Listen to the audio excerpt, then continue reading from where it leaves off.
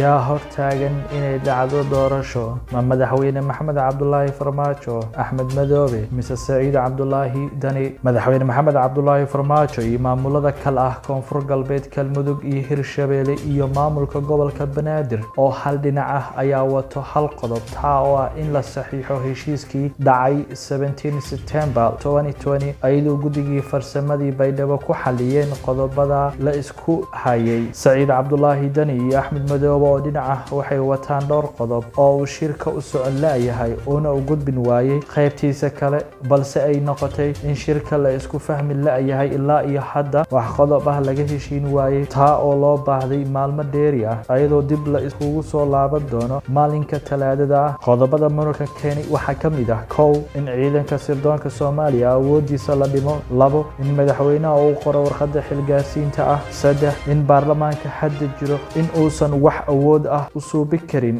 oona wax ku coday karin in beesha caalamka ka soo qayb gasho shan in shirka ay qayb ka noqdaan madasha badbaado qaran iyo xubnaha midowga musharaxiinta ah qodobada qaar oo si hordhac ah la isku fahmay iyo kuwo kale oo la isla marin laayahay kuwa la isku afgartay waxaa ka mid ah in madaxweynaha uu qoro warqadda xilgaarsiinta ah maxaa hortaagan in dalka doorasho uu aado madani iyo axmed madoobe oo isku dhinac ah oo wataan dhowr qodob oo aan kor ku soo xusnay balse aanan ku jirin heshiiskii is-afgaradka ah ee ka dhacday dhuusamareeb 1 2 3 ilaa iyo 4 xalka ugu wanaagsan ayaa ah in dib loogu celiyo baarlamaanka hadda jooga si uu go'aan uga gaaro waxaana laga yaabaa inay dhacdo codeyn gacantaag ah si dib loogu celsho guddigii doorashada Soomaaliya dhanka kale beesha caalamka oo isticmaalaya hadallo adag si uusan shirka u fashilmin iyo cadaadis hor leh taa oo lagu saarayo maamulada hadda jiro si xal loogu gaaro doorashada oo ilaa iyo hadda aanan wax qodob ah ka soo bixin